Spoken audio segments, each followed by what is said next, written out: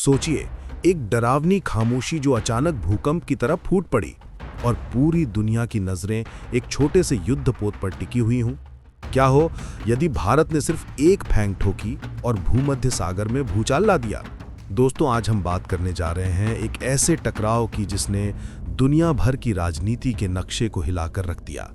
भूमध्य सागर की लहरों के बीच भारत और टर्की के बीच जो गतिरोध पैदा हुआ है वो कोई मामूली झड़प नहीं, ये एक संदेश है, एक चेतावनी, एक नया युग।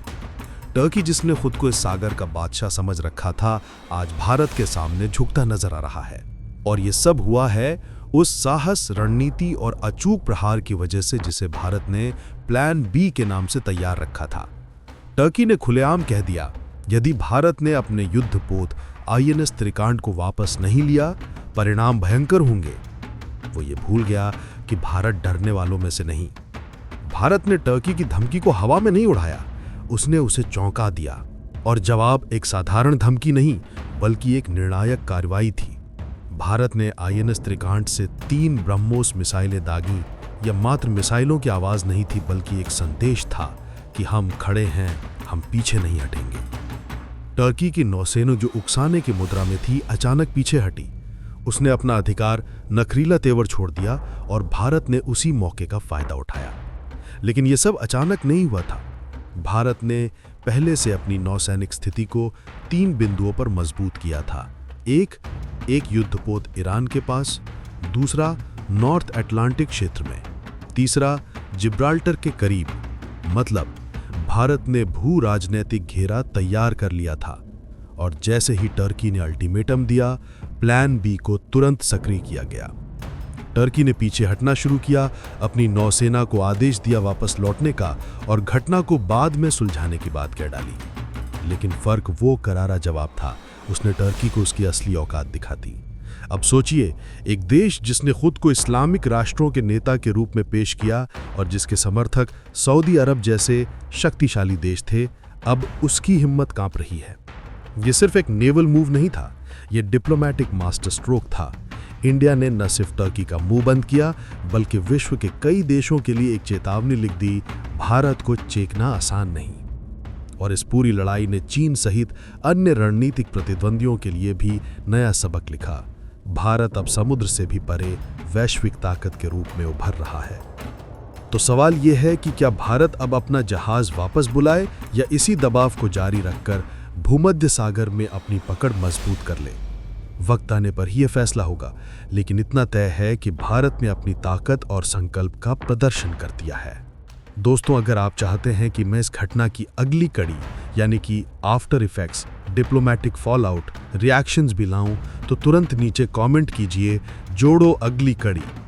और हाँ, इस चैनल को सब्सक्राइब करना, इस वीडियो को लाइक और शेयर करना ना भूलिए, क्योंकि अगली खबरें होंगी और भी भयंकर और सिर्फ आपको हिंदुस्तान रेल वॉइस पर मिलेंगी। जय हिंद। सोचिए, एक साधारण नौसैनिक अभ्यास और फिर अचानक पूरे भूमध्य सागर में सन्नाटा टूट पड़ा। क्या भारत ने बस अपनी मौजूदगी दिखाकर ही खेल बदल दिया? दोस्तों, जमाना जिस तरह बदल रहा है, उसी की झलक हमें भूमध्य सागर में दिखी। मामला तब शुरू हुआ जब भारत और ग्रीस के बीच एक सामुद्रिक अभ्यास चल रहा था और यही जोड़ी तुर्की के लिए मंजूर ना हुई। रिश्तों की पुरानी कसैलियत के बीच भारत ग्रीस का ये कदम तुर्की के लिए नागवार साबित हुआ और उस देश ने कड़ी चेतावनी दे दी। कहा गया कि यदि भारत अपना युद्धपोत आईएनएस त्रिकांड नहीं हटाएगा तो परिणाम गंभीर होंगे। लेकिन यही कहानी का अहम मोड़ आया। भारत ने डर कर पीछे हटना चुना, ऐसा नहीं हुआ। नई रणनीति और स्पष्ट इरादों के साथ भारत ने सख्त संदेश भेजा कि अब हालात बदल चुके हैं। और वही हुआ। तुर्की का 18 घंटे का अल्टीमेटम आया, पर भारत ने चतुराई से उसे पलटते हुए मात्र 12 घंटे का जवाब थमाया। संकेत साफ था, समय सीमा नहीं, असर मायने रखता है। समय गंवाने की गुंजाइश नहीं रही। आईएनएस त्रिकांड ने एक ही बार में एक नहीं बल्कि 3 ब्रह्मोस मिसाइलें लॉन्च की। वे मिसाइलें जिनका नाम ही दुनिया में वजन रखता है। जब ये मिसाइलें भूमध्य सागर की दिशा में पेश हुईं, तो न सिर्फ एक क्षेत्रीय ताकत के हालात बदल गए, बल्कि समूचे माहौल में साहस और रणनीति की भाषा बोल उठी। तुर्की की नौसैनिक कार्रवाई अचानक ठिठक गई और पीछे हटनी पड़ी। ये केवल एक सैन्य प्रदर्शन नहीं था, इसके पीछे एक स्पष्ट राजनीतिक संदेश था। जो भी भारत की संप्रभुता पर चोट करने की कोशिश करेगा, चाहे वो तुर्की हो या कोई और सहयोगी देश, उसे तात्कालिक और निर्णायक नतीजे भुगतने होंगे। इसलिए इस घटना का असर सिर्फ सीमित नौसैनिक मोर्चे पर नहीं रुका, इसका दायरा पड़ोसी सहयोगियों और व्यापक भू राजनीतिक गठजोड़ों तक पहुंचा और सऊदी अरब सहित कई साझेदारों को भी ये संदेश पहुंचा। कथ्य स्पष्ट है कि ये कोई आकस्मिक झड़प नहीं थी, बल्कि अच्छी तरह सोची समझी रणनीति का नतीजा और एक नए भारत की मानसिकता का परिचायक। सोचिए, एक सूचनात्मक फ्लोटिंग अभ्यास और फिर अचानक एक निर्णायक कदम जिसने पूरे भूमध्य सागर की चाल बदल दी। क्या भारत ने बस अपनी मौजूदगी दिखाकर ही इतिहास लिख दिया? दोस्तों, ये घटनाक्रम अचानक नहीं खड़ा हुआ था, बल्कि महीनों की तैयारी और स्पष्ट रणनीति का परिणाम था। कहानी तब शुरू हुई जब भारत और ग्रीस के बीच एक संयुक्त नौसैनिक अभ्यास चल रहा था। ग्रीस तुर्की के रिश्ते पहले से तनावपूर्ण रहे हैं और भारत ग्रीस की ये साझेदारी तुर्की को रास नहीं आई। उसके बाद तुर्की ने सख्त अल्टीमेटम भेजा। कहा गया कि यदि भारत अपना युद्धपोत INS त्रिकांत वापस नहीं लेता तो गंभीर नतीजे भुगतने होंगे। पर असल में भारत ने कभी भी धमकियों से पीछे हटने की नीति नहीं अपनाई। नई पहचान और ठोस रणनीति के साथ भारत ने स्पष्ट संदेश दिया, अब परिस्थितियां बदल चुकी हैं। तुर्की ने 18 घंटे का दबाव डाला, मगर भारत ने चाल उल्टी खेली और सिर्फ 12 घंटे में जवाब देकर खेल का रुख मोड़ दिया। ये सिर्फ समय सीमा नहीं, मनोवैज्ञानिक दबाव था। और फिर कार्रवाई हुई। INS त्रिकांत से एक साथ 3 ब्रह्मोस मिसाइलें लॉन्च की गईं। वे मिसाइलें जो अपनी गति और सटीकता के लिए वैश्विक स्तर पर जानी जाती हैं।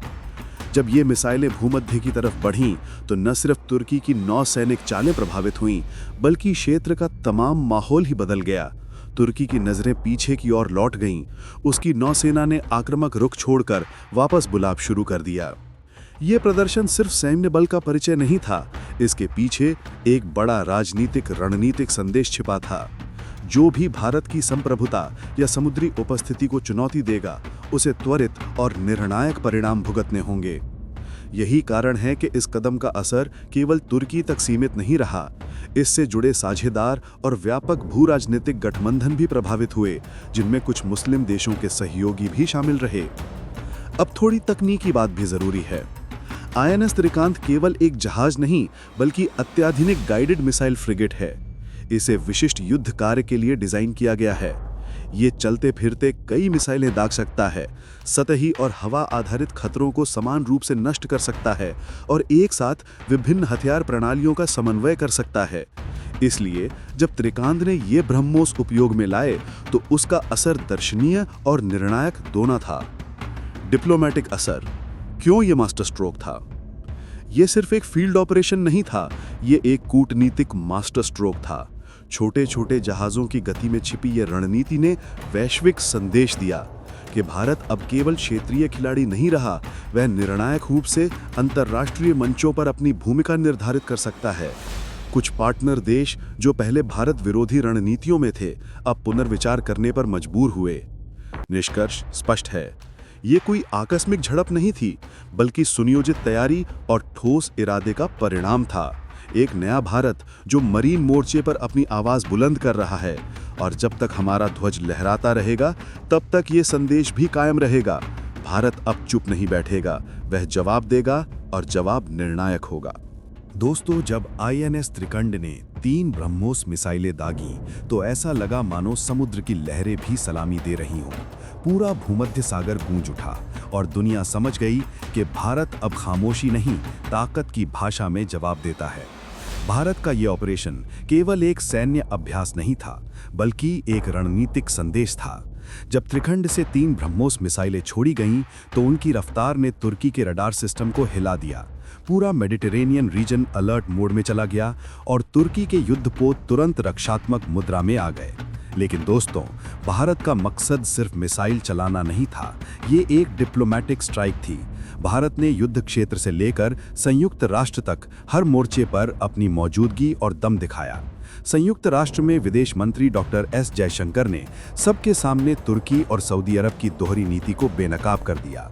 उन्होंने साफ कहा कि नया भारत अब चुप रहने वालों में से नहीं, जवाब देने वालों में से है। उनके ये शब्द केवल यूएन हॉल में नहीं गूंजे, बल्कि पूरी दुनिया के न्यूज़ रूम और राजधानियों में सुने गए। इस पूरे घटनाक्रम का सबसे बड़ा असर चीन पर पड़ा। जैसे चीन दक्षिण चीन सागर में अपनी पकड़ मजबूत करने की कोशिश करता है, वैसे ही तुर्की भी भूमध्य सागर में वही खेल खेलना चाहता था। लेकिन भारत ने एक ही ऑपरेशन में दोनों को आईना दिखा दिया कि अगर किसी ने समुद्र पर राज करने का सपना देखा है, तो भारत उसे हकीकत की जमीन पर लाने में देर नहीं करेगा।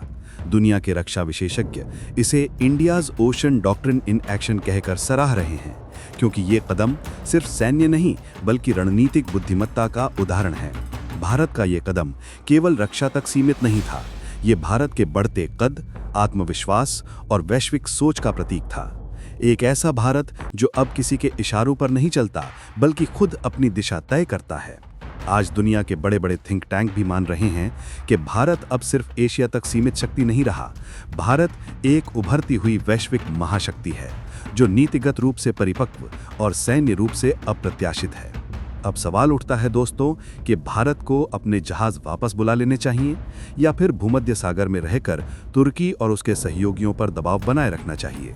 ये केवल एक सामरिक निर्णय नहीं, बल्कि एक ऐसा कदम है जो आने वाले समय में पूरे विश्व की शक्ति संतुलन को बदल सकता है।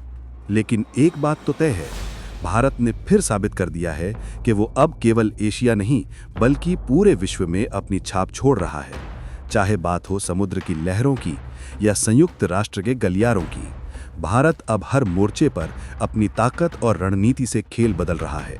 ये सिर्फ एक जीत नहीं, ये एक घोषणा है कि 21वीं सदी भारत की सदी होगी। सोचिए, एक जहाज की एक गोली ने पूरा भूमध्य सागर हिला दिया। यही वो पल था जब नया भारत चुप नहीं रहा और दुनिया को चेतावनी दे दी। दोस्तों, जो कुछ भूमध्य सागर में हुआ वो सिर्फ एक सैन्य घटना नहीं, ये एक ऐतिहासिक मोड़ है जिसने वैश्विक ताकत संतुलन को झकझोर दिया। पहले हमें सीमित माना जाता था, पर अब हमारी पहुंच 7 समुद्र पार तक गूंजने लगी है। वो वही भारत है जिसे कभी शांतिवादी कहा जाता था, पर जब उसकी संप्रभुता पर खतरा आया तो उसने जवाब उसे उसी भाषा में दिया जो दुनिया समझे, ताकत और रणनीति। आईएनएस त्रिकंद के ब्रह्मोस दागने का असर सिर्फ तुर्की तक सीमित नहीं रहा, इसने आसपास के गठबंधनों और सहयोगियों के सोचने का तरीका बदल लिया। कई देशों ने अपनी नीतियां फिर से परखा और अंतर्राष्ट्रीय मंचों पर बयानबाजी दब गई। यूनाइटेड नेशंस में हमारे विदेश मंत्री ने इस घटना का राजनीतिक आयाम स्पष्ट कर दिया। साफ कहा गया कि भारत अब चुपचाप सहने वाला नहीं बल्कि निर्णायक कदम उठाने वाला देश है। ये संदेश चीन सहित अन्य अख्तियार चिंतकों के लिए भी एक कड़ा सबक रहा। चाहे साउथ चाइना सी हो या मेडिटेरेनियन, अब भारत हर महासागर में अपनी मौजूदगी सुनिश्चित करने का सामर्थ्य रखता है। ये घटना भारत के आत्मविश्वास का प्रतीक है। ये दिखाती है कि हमने अब किसी की अनुमति या डर पर निर्भर होकर कदम नहीं उठाने। भारत अब निर्णय लेता है, नीति निर्धारण करता है और जरूरत पर निर्णायक कार्यवाही भी करता है।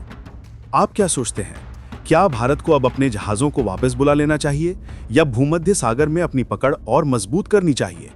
नीचे कमेंट में बताइए, आपकी राय मायने रखती है। दस्तावेजी सच्चाई यही है कि ये सिर्फ एक जीत नहीं बल्कि भारत के आत्मगौरव का पुनरुत्थान है। और जब तक हमारा तिरंगा लहराएगा, तब तक दुनिया को यह संदेश याद रहेगा, भारत अब चुप रहने वाला नहीं, भारत अब जवाब देने वाला है। अगर आपको ये विश्लेषण पसंद आया हो तो जय हिंद लिखकर जोरदार कमेंट कीजिए, वीडियो को लाइक और शेयर करें और हिंदुस्तान रियल वॉइस को सब्सक्राइब करना मत भूलिए, क्योंकि आगे हम ऐसे ही एक्सक्लूसिव और असरदार कथानक लेकर आते रहेंगे।